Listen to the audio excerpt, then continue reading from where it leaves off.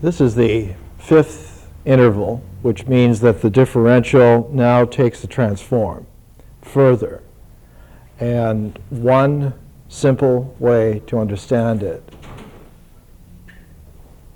a transformation is coming from form through a transform to a new form.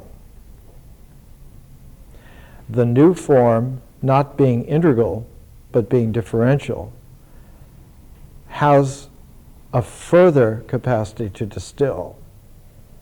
So it's a further transformation. It's a second transformation, if you like. We're going to use Rumi today. And in the Sufi cosmos, the way in which it moves is from blood to wine to light. Blood can transform into wine, but wine distills into light. So that there are two different processes. A transformation is a movement from the integral to the differential. A distillation is a movement within the differential. So that you have an attentiveness that has within it a super attentiveness. And this quality, I'm going to read a couple of sentences from a recent study on Rumi, a biography by Franklin D. Lewis. Sama. Sama is a difficult word to translate. It has usually been rendered as audition. But this sounds like a musical tryout. Spiritual concert, as a translation, has also been tried, but in the usage of Rumi, it is much more than listening. Sama ideally involves the use of poems and music to focus the listener's concentration on God and perhaps even induce a trance-like state of contemplative ecstasy. When this happens, it often moves the listener to shake his arms and dance.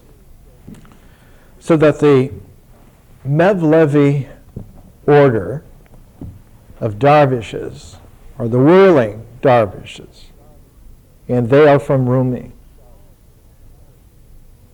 There is this quality of Rumi in his vision that distills into art that we need to sensitize ourselves to today. It's deeply related to the mysteriousness of nature. And one of the most arcane things to appreciate is the beauty of a distilled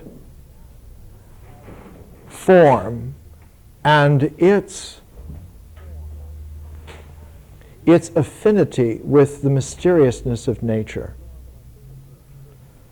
The distilled form, like a spirit, like a spiritual person, not being an integral form, finds further qualities of itself, not its integral self, not its identity, but of its differential functioning capacity, finds further resonance of itself in farther realms of freedom.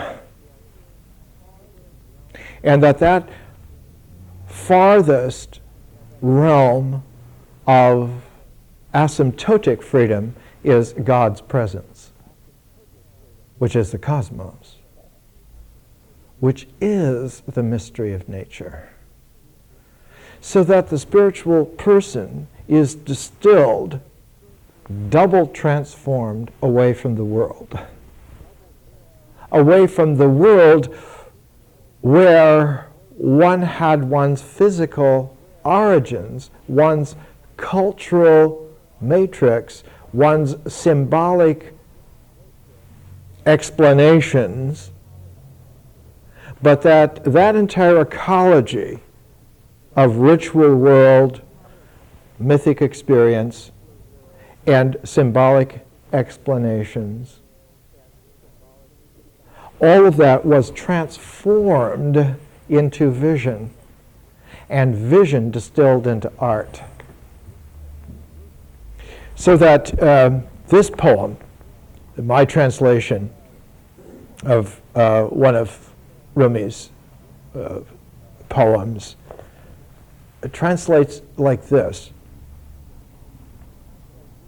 often as you look into me, you will not recognize me.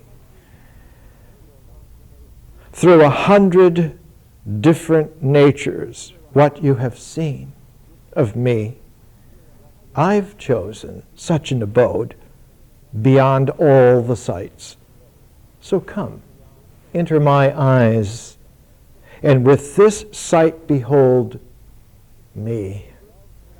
You, in love with smiling lips, me without lips smiling.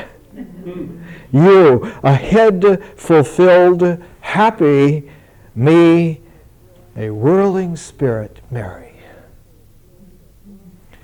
So that it's not just a difference, it's not just a distinct difference of the same kind of things,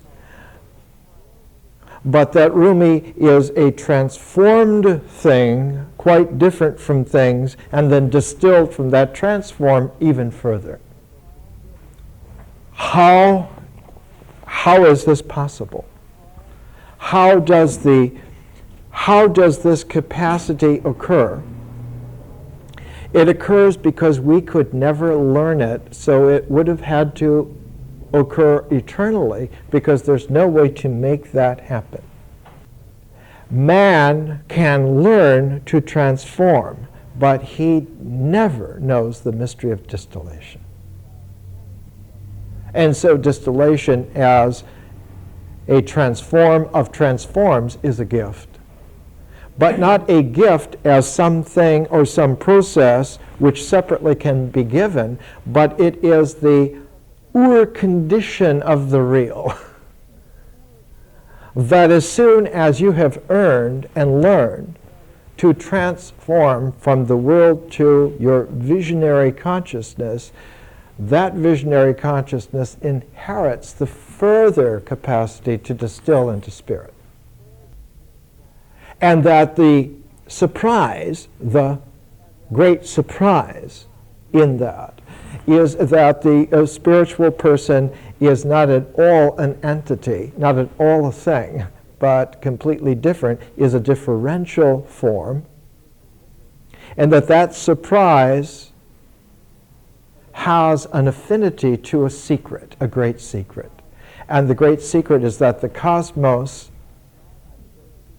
is God occurring without time and without limitations. So that it's not even an issue of being absorbed in an all.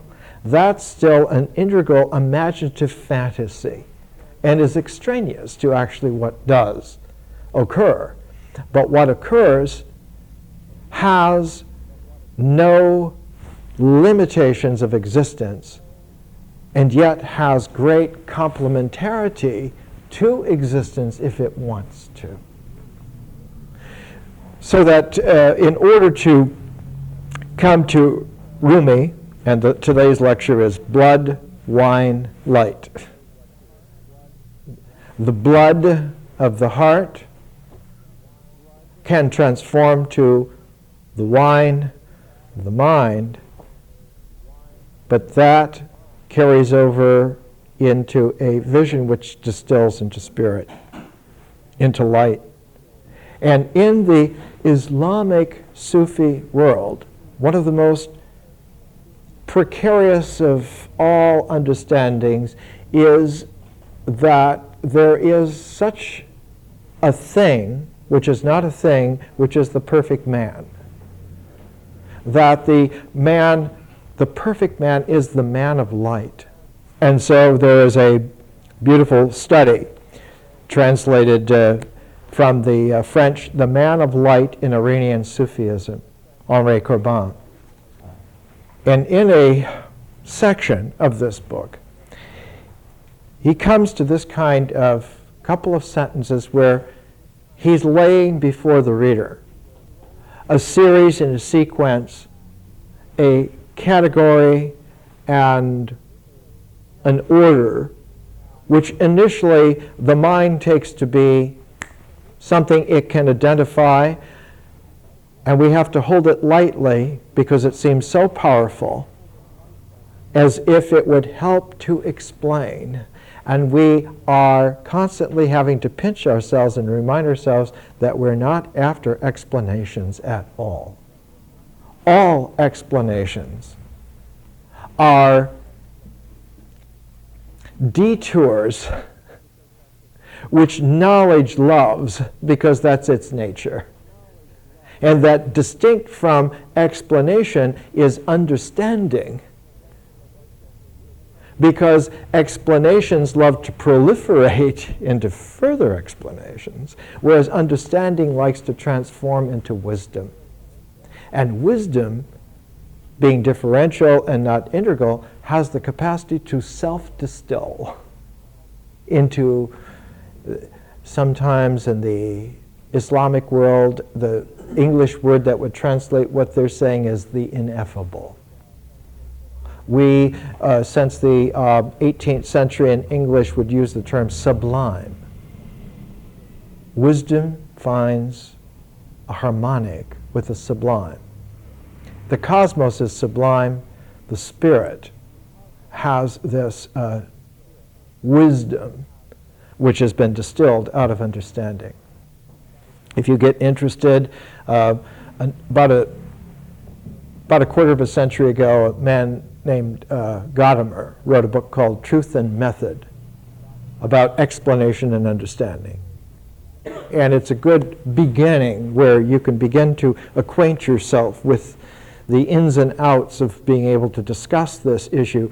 But that volume is a work of philosophy, and you have to put it back on the shelf after you've taken it off for a while and walk away. It's useful only as an instrument, as a tool for a moment,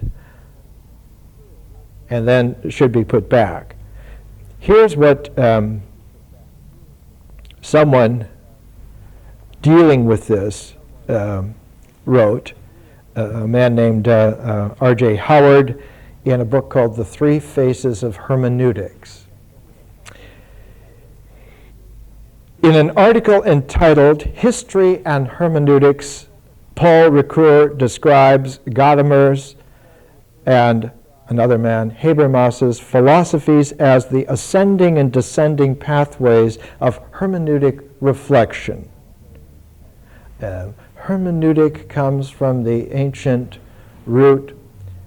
Yes, the word Hermes is in there, but it means the ability to understand through language, how can I say it?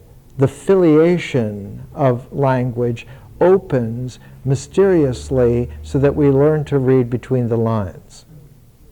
So that a hermeneutic is a class of understanding based on letting the explanations settle to the bottom and letting the understanding fill the wine bottle and age right, so that when you decant it, you leave the explanations behind. You decant the understanding, but you use the understanding with something else to provide your meal, your nutrition.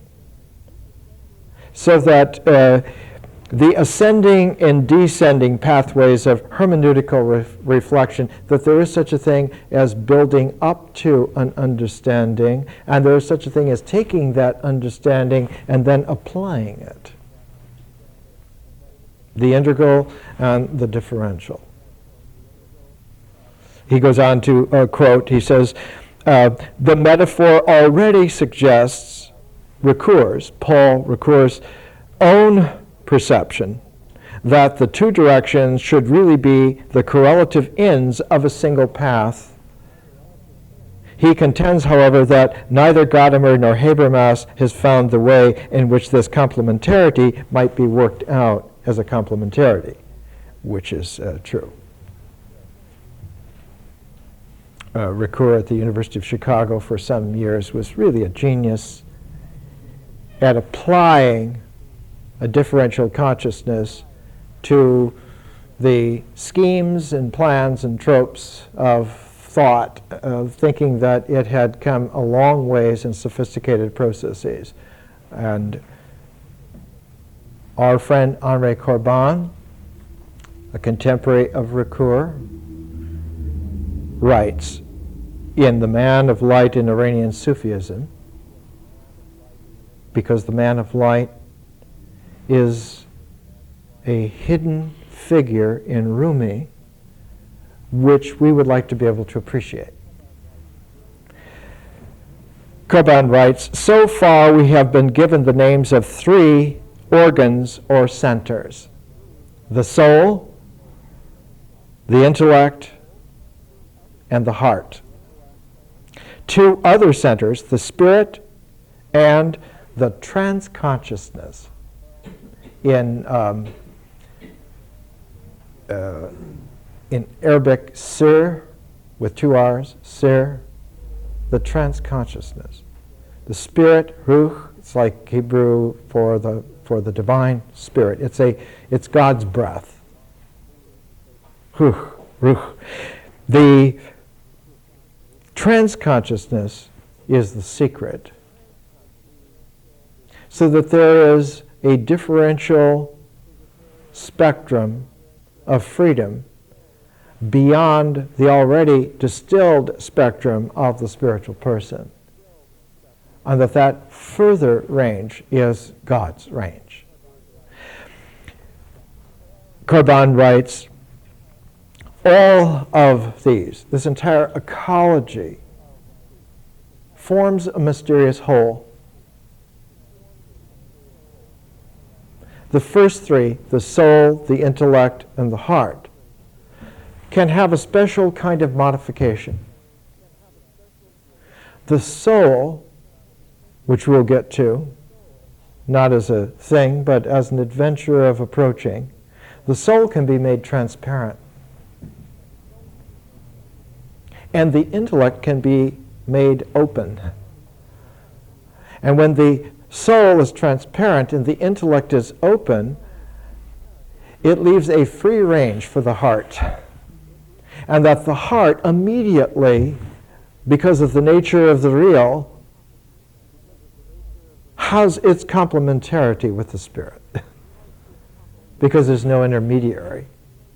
Or what would be the classic intermediaries in the natural development are so refined that with transparency and openness, the heart immediately dances to the hidden music of the spirit. And in dancing with the hidden music of the spirit, the transconsciousness of God envelops both as they occur in their unity. So there is such a thing, not as a unity of reconciliation, but a unio mystica. There is a mystical wholeness which does not occur because of any process we do, and does not occur for any process which we omit at all. Has a very mysterious quality. So that he goes on and writes in this vein, this light.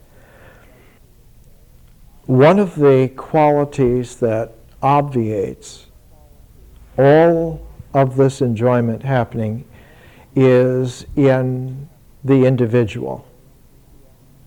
The individual, better to put it for our concerns as individualism. It's an ism.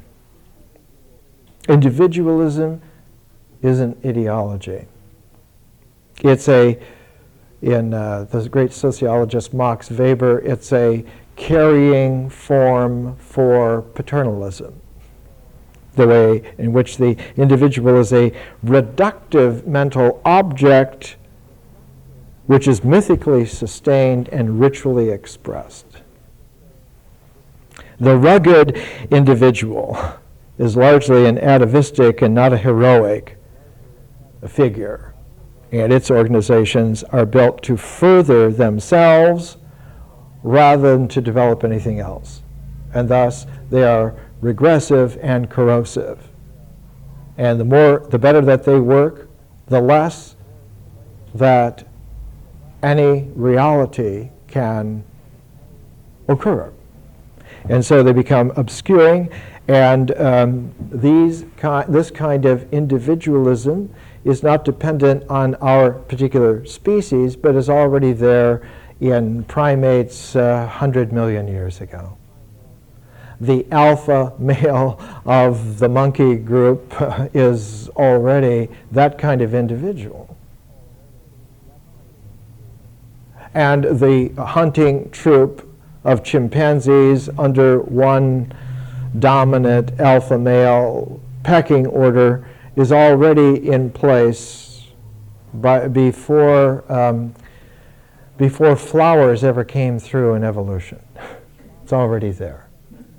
So that it goes back to such not an ancient way, not even an archaic way, but one would have to say that this is primitive on the scale of even evolutionary development. But however old that kind of alpha male paternalistic individualism is, it is briefly here vis-a-vis the rocks. Geologic time dwarfs it. This star system has been here 4.5 billion years, and the universe was 10 billion years old before this even began to condense.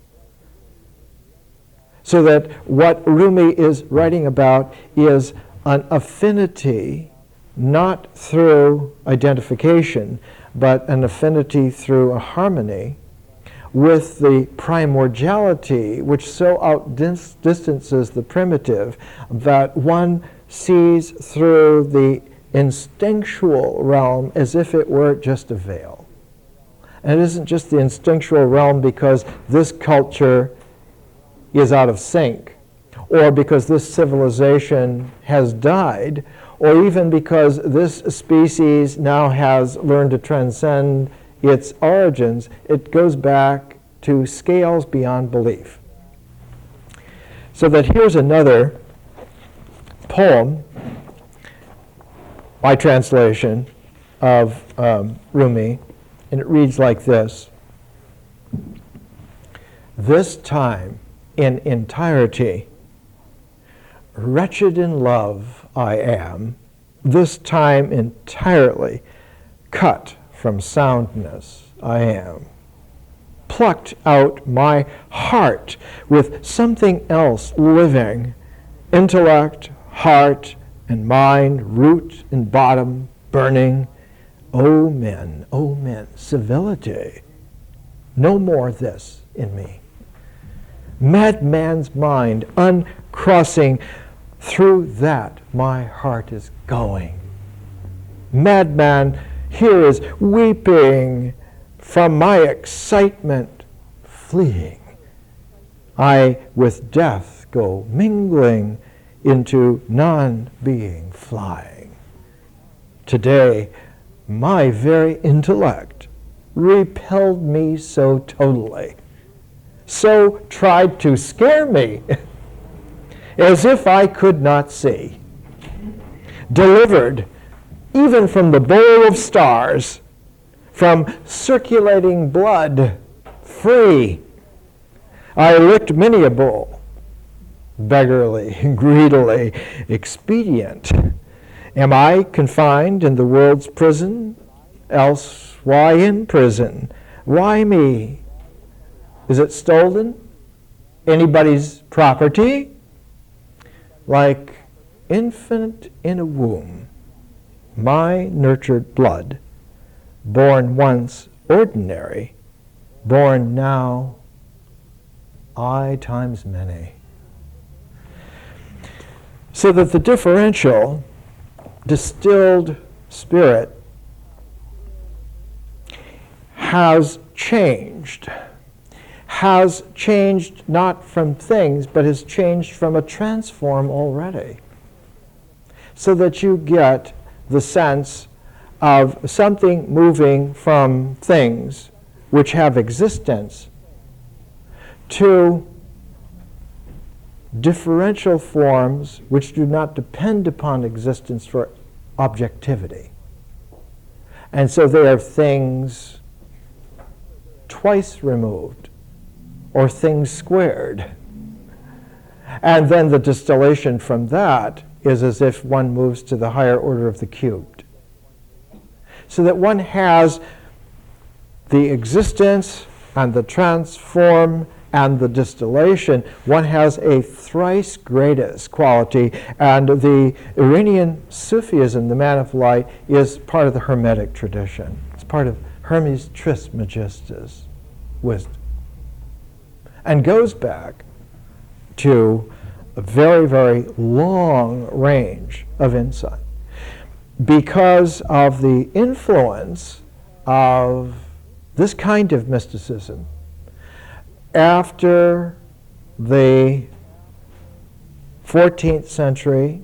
If you look at the way in which alchemists would always give the heritage of their Hermetic tradition, they would always include at the origin, not Hermes Trismegistus, but Zarathustra. So that Zoroaster, Zarathustra, is the earliest, and Hermes Trismegistus comes from that because of the influence of the Islamic Sufi perfuming of that tradition, because the early West learned its Hermetic tradition not from antiquity, but from Islam. The earliest alchemical treatises in the West are translations out of Arabic. Robert of Chester and time of Robert Grosseteste and Roger Bacon. Even St. Thomas Aquinas' reacquisition of Aristotle for the Roman Catholic Church is trying to fight to wrest Aristotle away from the Muslims, from Averroes. And before Averroes, from Avicenna. And it's Avicenna, the Iranian doctor from the 900s, who brings into play the ecology of how all of this activity forms. He called it, Avicenna's word for it was, translates, the English word would be a recital. A recital. Not a rehearsal, but a performance of an eternal drama that involves music and voice. It is a visionary recital. And one of Korban's great books is called Avicenna and the Visionary Recital. How is it that the dance, music, words, singing presentation of this performance of a reoccurring drama of how we recover our originality by a double transform, a transformation once from existence into spirit, and then a distillation of spirit into eternity, into God. This quality of mysticism this quality of the Sufi outlook. By the time it comes to Rumi lives in the 1200s, and though he was born in 1207, it wasn't until he was in his late 30s, maybe around 1245, 1250, that he suddenly was shocked out of his deep understanding into the capacity to distill wisdom. And that event happened because he met a man and fell in love. No, it's not a homosexual thing. It is a mysterious alchemy of the real. It so far goes beyond sexuality that sexuality itself would be but metaphorical to the deeper reality. Sexuality's traction holds an existence, and as long as nature occurs naturally, it's there. But as soon as it's transformed, as soon as the body and the mind are transformed into spirit, a deeper quality comes into play. Whereas sexuality is the grain in the wood, the deeper than the grain in the wood, is the matrix out of which existence itself emerged. And in alchemy it's called the prima materia, the primordial material, which has no limit and can take any form. And that the shifting of gears from existence into a transformed form requires shifting the gear through a neutral spot of momentary reacquisition of the primary material, the materia primordial. And that if you don't go back through that, then the transformation doesn't take, and what you have is a transposition. You have a phony, and most so-called transforms in this world are pseudo. They seem like something happened, and because it's so much better than the confusion of before, it seems like this is really important. And because somebody could teach that to millions of people easily, they become famous. Oh, man. Oh, those gurus have 8 million followers. Wow. They must really be powerful. Well, not really at all. It's all extraneous. So that the quality of operative transform, even before you get to the distillation, is to learn that the soul's transformation is one of purity. Its invisibility is one of purity.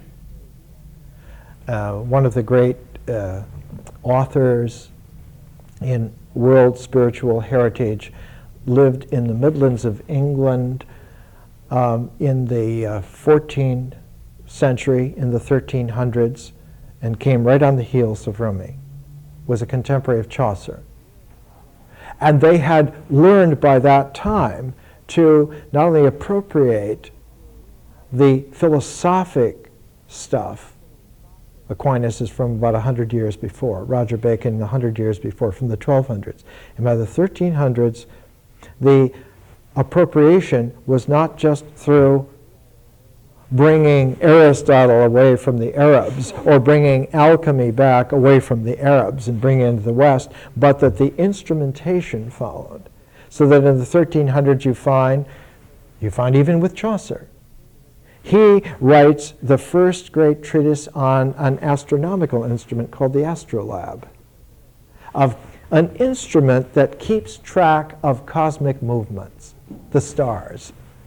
And that this is very powerful because it goes deeper than astrology. Astrology is a resonance that comes down and affects the natural, whereas the astrolabe is an instrument that allows the mind to go into transcendence beyond the influence coming down back to the influences going back to their origins. And one learns to keep track, to have the ratio of the movements according to a harmony of a scale, that you learn to be able to listen to celestial music.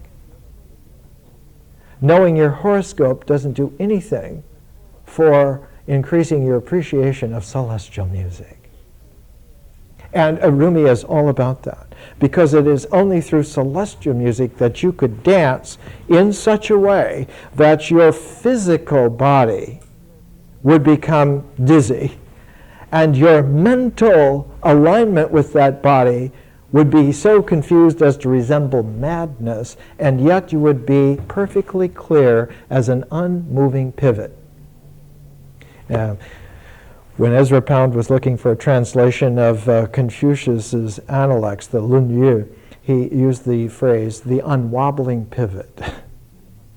That the way to which to establish the axis of stability is not to orient yourself to the north and south poles of the earth, or the north and south poles of oneself, but to put in the axis in terms of celestial spheres. And that when one puts in an axis like that, you get a different readout. That the readout has nothing to do with the mind, great as the mind is. Its greatest achievement is to be able to organize itself so that it can step outside of itself. So that the mind learns that it can be quite intelligent, distinct from the brain. So that even when the brain dies, the mind doesn't die, because it's not made of existence, though the body is. And because the mind can be opened, the ultimate integration is the acceptance of openness. But so too in the center of that mind is the soul, and the soul learns to no longer respond to the world, including the mind, so that the soul has the ability to be completely transparent, so that you have a transparent soul in the middle of an openness. And a transparent soul, like the whole of the donut, in the middle of the donut, which is complete openness. Philo once called it, he said, there is such a thing when realizing God of a silence within a silence.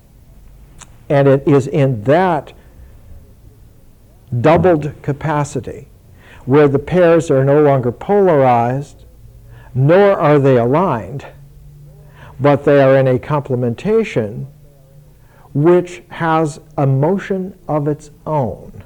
And the motion of its own is that it has a dynamic which obviates time, and a radiance which obviates space. There's a great painting by a Jewish Sufi called a Hasid, named Marc Chagall, The Creation of Man. It has the angel of the presence carrying man, and there's this big spiral of color and the radiance of all these rainbow lights coming out, so that both occur, and that this is the visionary realm.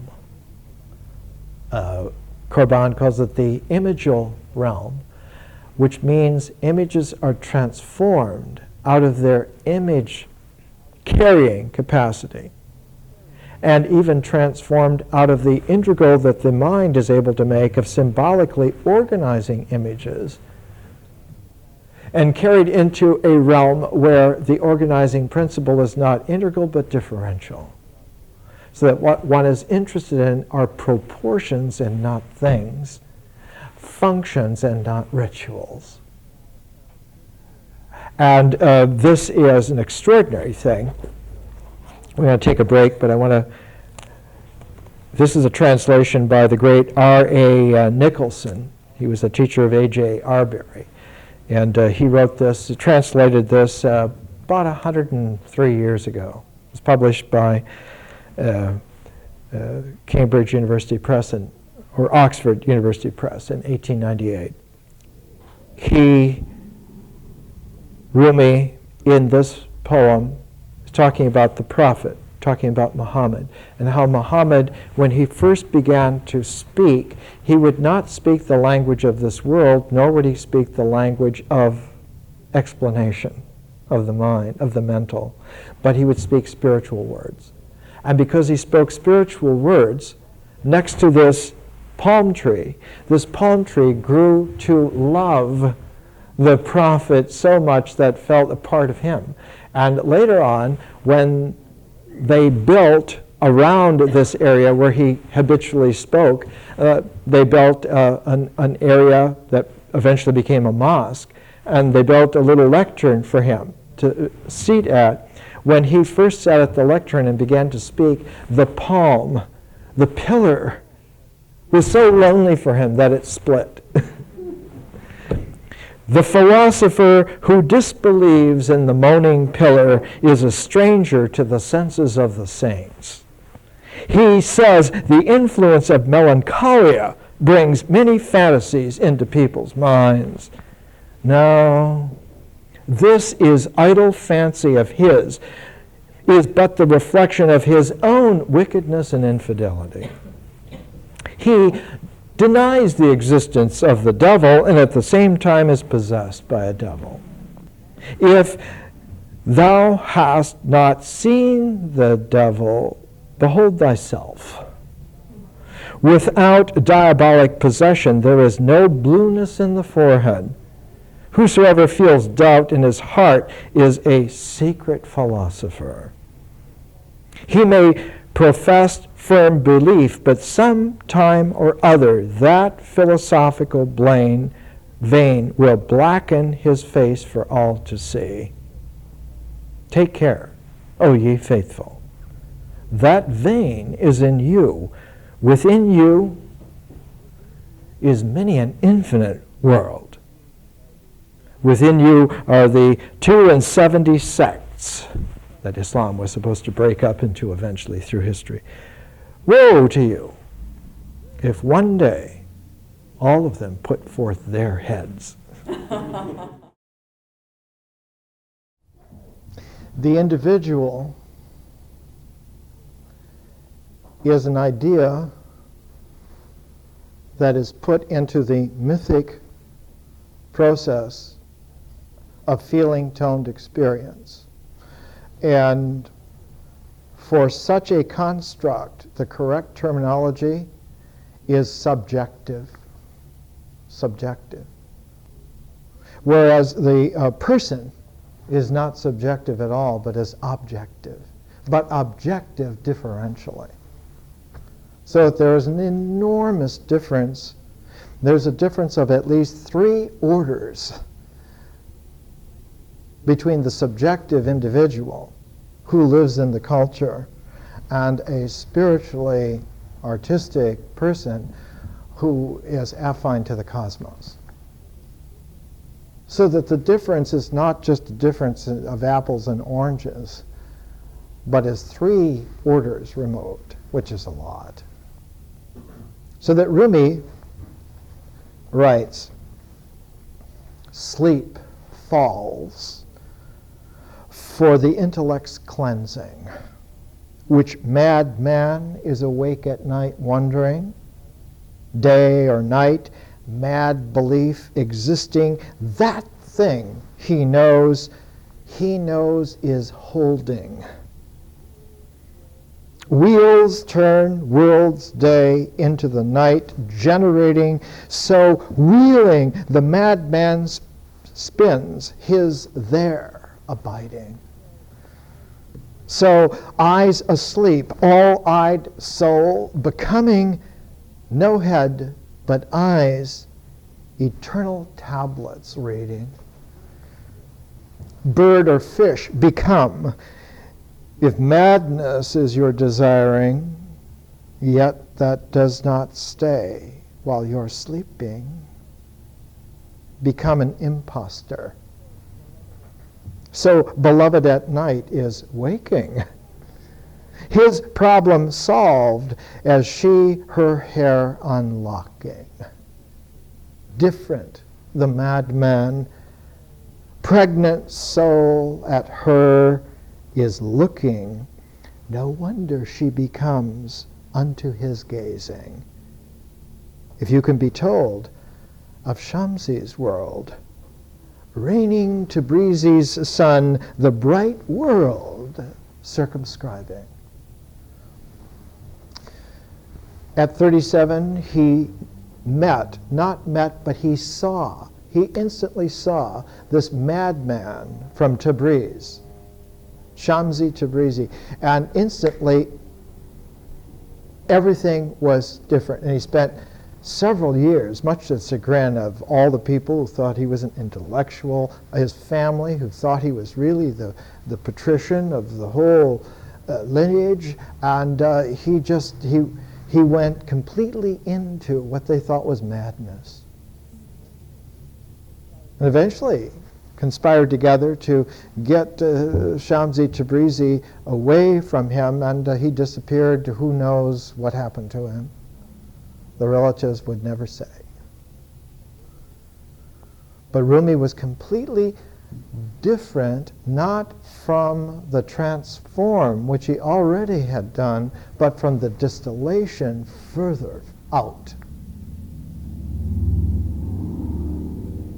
In Apocalypse Now, the character played by Marlon Brando is described by the character played by Martin Sheen as having broken from the world and then broke from that.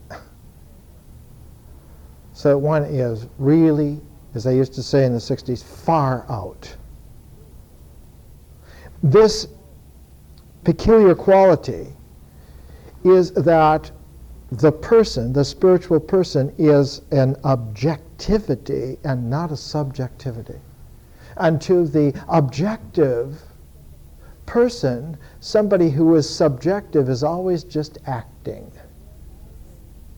They're always just in whatever episodes they're reliving. And the culture is writing the script for them and handing them the circumstances, and they're just going through the role. Whereas the spiritual person's like the great actor, can play those roles, but can play those roles with style. And if need be, can step off the stage and walk out of the theater. So there's an enormous difference, but the world cannot see the difference in kind, but only sees the difference in degree. And so the Sufi is an interesting character. But character is a better name for individual, for that phenomenon, the carrier of the process of myth, the carrier of experience. Experience as the energy wave, and it's carrying through a medium, and this medium is existence, but the carrier wave operating through existence, the carrier of that is the character, our character. And our character is not objective, but is always that kind of a process, and that kind of a process is a we would call it today a dynamic. A dynamic. So character has a dynamic, and the carrier of that dynamic is the heart. And the heart carries that frequency through the blood. So that in ancient understanding, there was always the comportment towards existence in terms of sacrificing blood to show that you recognize that your conserving of your blood is not more important than the mysteriousness out of which existence came, and the blood circulating supports that existence. It's an homage. It's a sacrificial homage. In fact, the word sacrifice means to make sacred. And it was a great transform to have bloodless altars.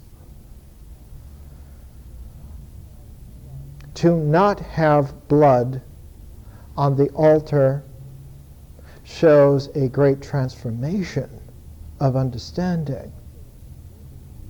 But there is a further distillation where you also don't have altars. You learn not to put bloody victims on the altar because God doesn't demand that. But you learn finally that you don't need altars at all. This is not necessary. For whom is it necessary? For what scale of process would it still be relevant?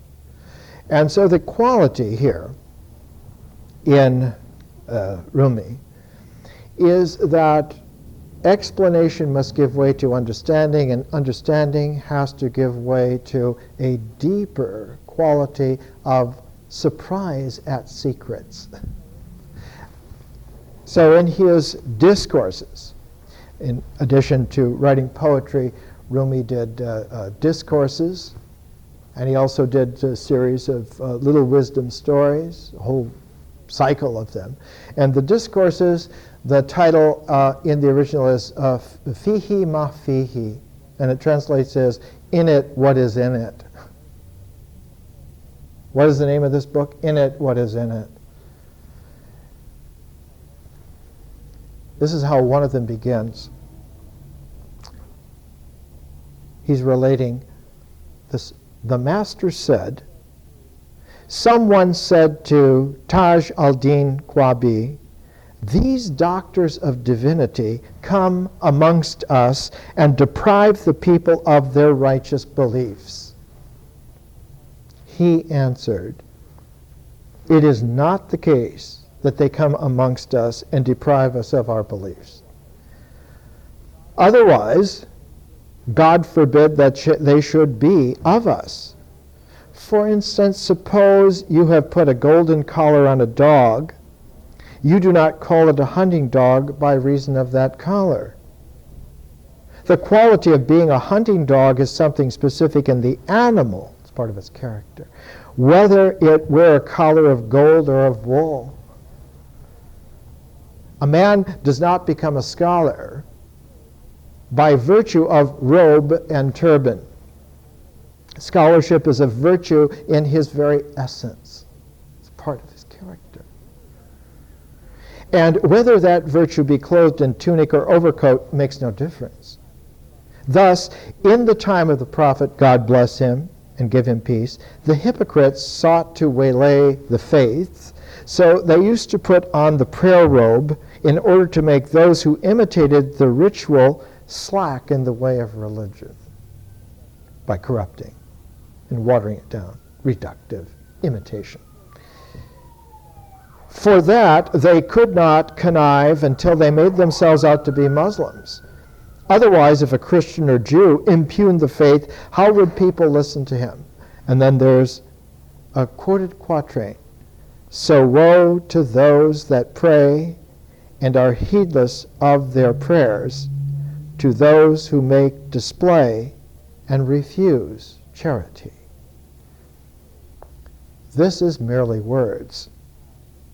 You have the light, but you do not have humanity. Seek after humanity. That is the true purpose. The rest is mere long-windedness.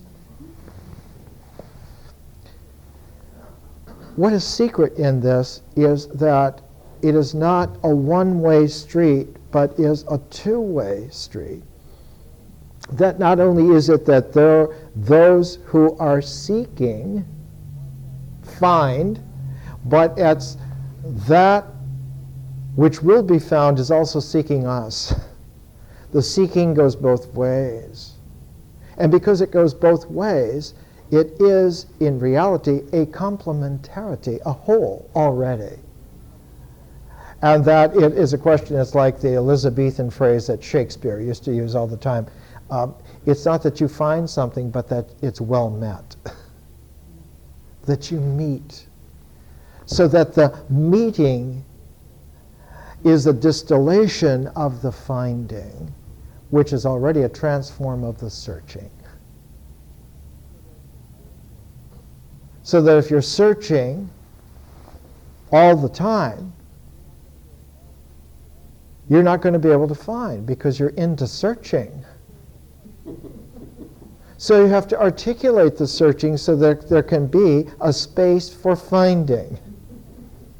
And in that finding, that space, if it's transparent enough, not only is there a finding, but there's a meeting. So that one becomes not only surprised that you found by not doing occasionally, but that someone else found you in the midst of that not doing. And Rumi says that this is the essence of God, that God meets us secretly in our surprise. So that the whole thing about love, falling in love, is not falling in love like boy, girl, or girl, girl, man, man. It is being surprised that that receptivity disclosed a meeting with God. Came to you and said, friend. So that the surprise was that you could be free of the world, and the secret is that you could be back in the world with God as your friend, not as two, but as a oneness. That you carry that unio with you everywhere, and you're friends of all the world. Kipling's phrase in Kim is, his epithet for Kim was a friend of all the world. It's that quality. When Islam began, it was ferocious.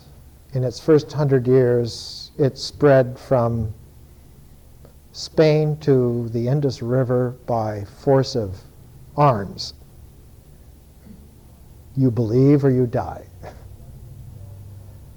And it wasn't until about 100 years later that the first transform of Islam came about, and it came about because of a woman.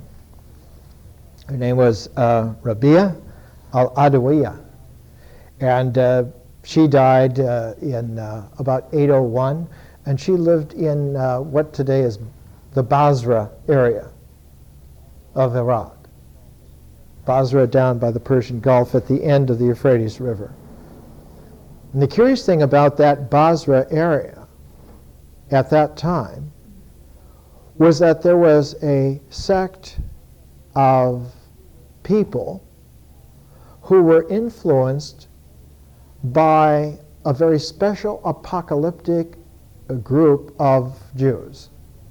They were Jews who were around John the Baptist, who did not become Christians, but who carried the apocalyptic expectation of John the Baptist into several hundred years of living up in the northern part of the Euphrates River, where it arcs over.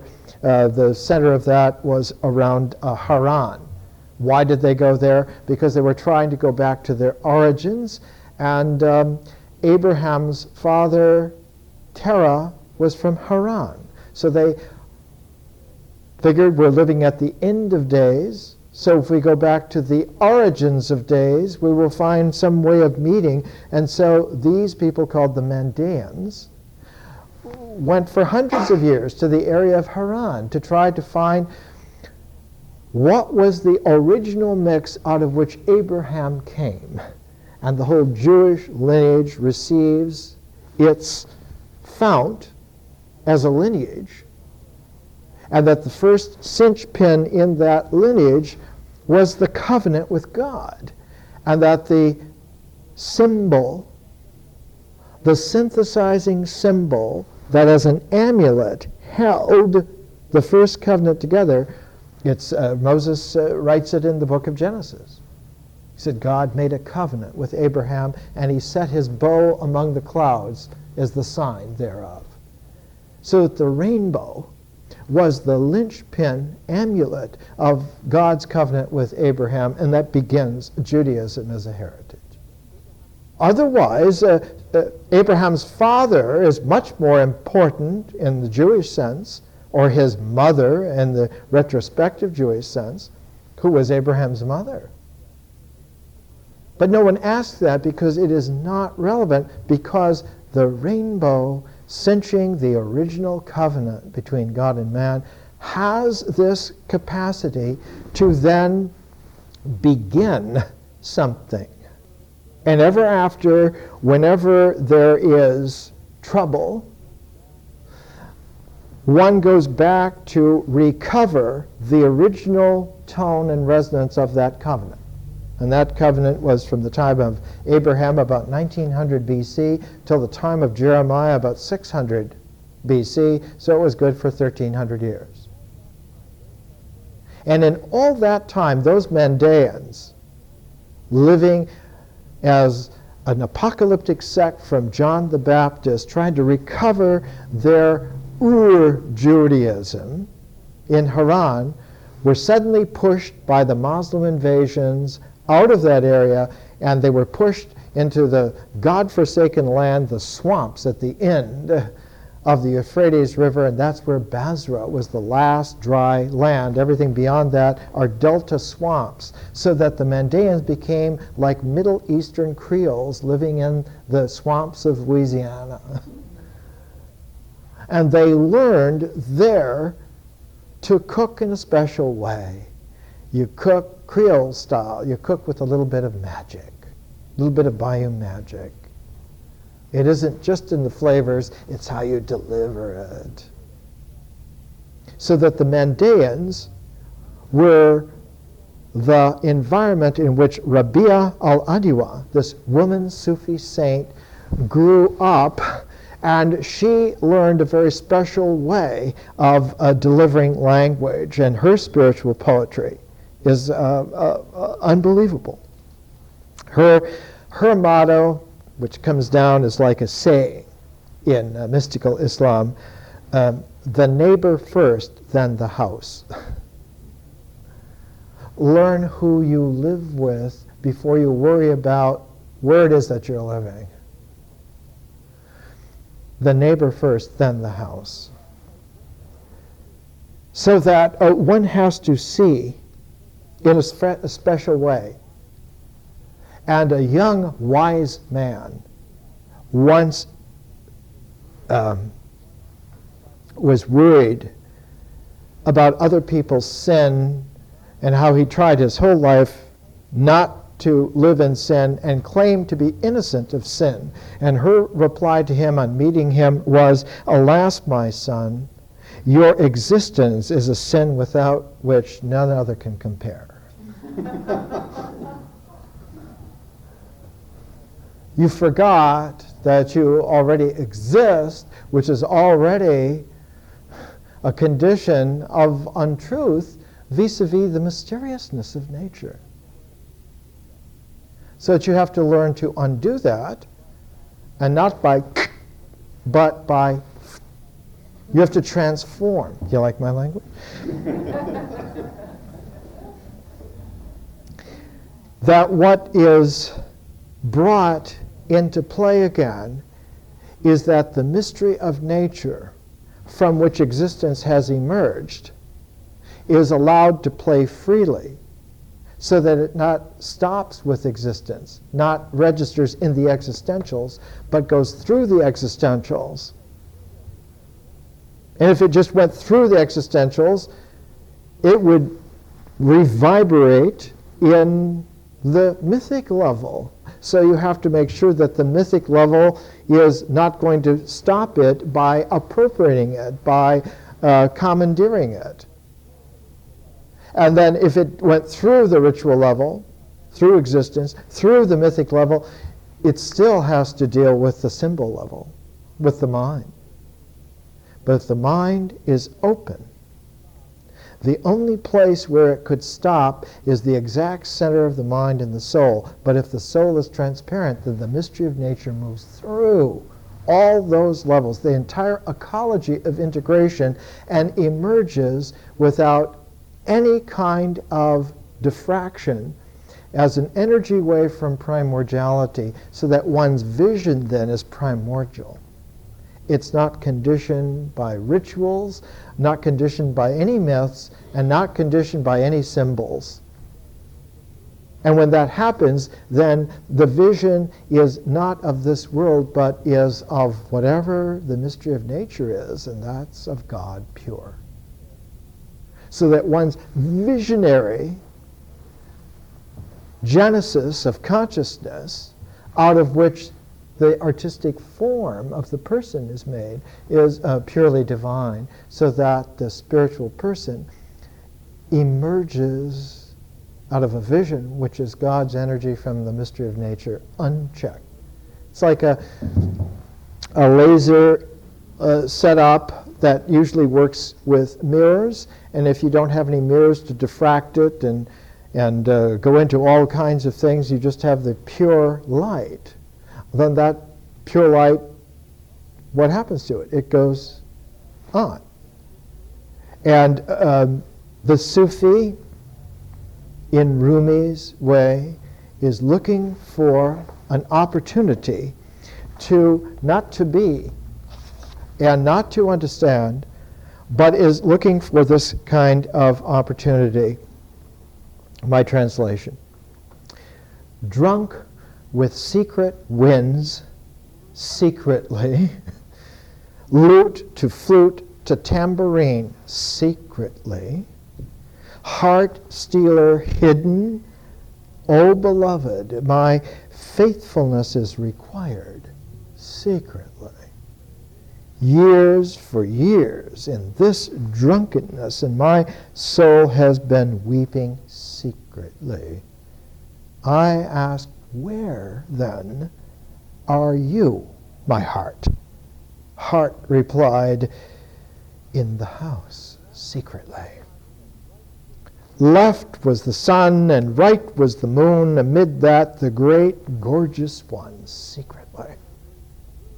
Heaven's king sold this great one to me. I paid him her price secretly. Here darkness does not last, because my glow is from all divinity secretly. As fire I am, and dead what smoke? As a sign for calamities secretly. Let our souls not be free from calamity, so they win from them gifts secretly. Shamsi, Tabrizi, cooking his stews, Sufis all invited secretly. It's been compared to the way in which Dante, once in his life, glimpsed Beatrice, and she became the spirit guide for his entire life. And when he wrote the Divine Comedy and finished with his guide Virgil for the Inferno and the Purgatorio, the first 2/3 of it, the final third, the Paradiso, he had to give up his guide, Virgil, and he met Beatrice across the river. In her car, the wheels of which were like whirling dervish angelic beings, and there were eyes of God everywhere, and she smiled at him. Was it a question of erotic love? Beatrice, when Dante saw her, was 9 years old, and he saw her once. And he saw her in a glance once. Because it's not dependent on time. It's not dependent on sociological relationship. It's not a physical thing. It is not a mental thing either. It's a ratio of the real. It's a mysterious laser beam from the mystery of nature that went all the way through and was never deflected by anything, and came visionarily out, so that one had a moment of being precipitated as a differential form of a spiritual person without any complications whatsoever, because this was the right ray. This was it. And so Shamsi Tabrizi was that for Rumi. And called himself a madman, not because of being mad in his mind, but because he was objective in mysterious action. Because then one's ritual actions as the tone and timbre of existence, one's ritual actions then are not just transformed, but they're also distilled. So that the Mevlevi order of the whirling dervishes, they whirl not to make the body dizzy or to make the mind uncoordinated, but they whirl so that the still pivot has a harmonic with the cosmos, because their axis has shifted not from the polar north and south of the world, or from the poles of the mind, or even from the personal poles of a differential consciousness in the cosmos, but have shifted to the kind of polar axis of God where there is no north-south whatsoever. How could you ever be dizzy? From what orientation are you not directly there? Next week, we go into art.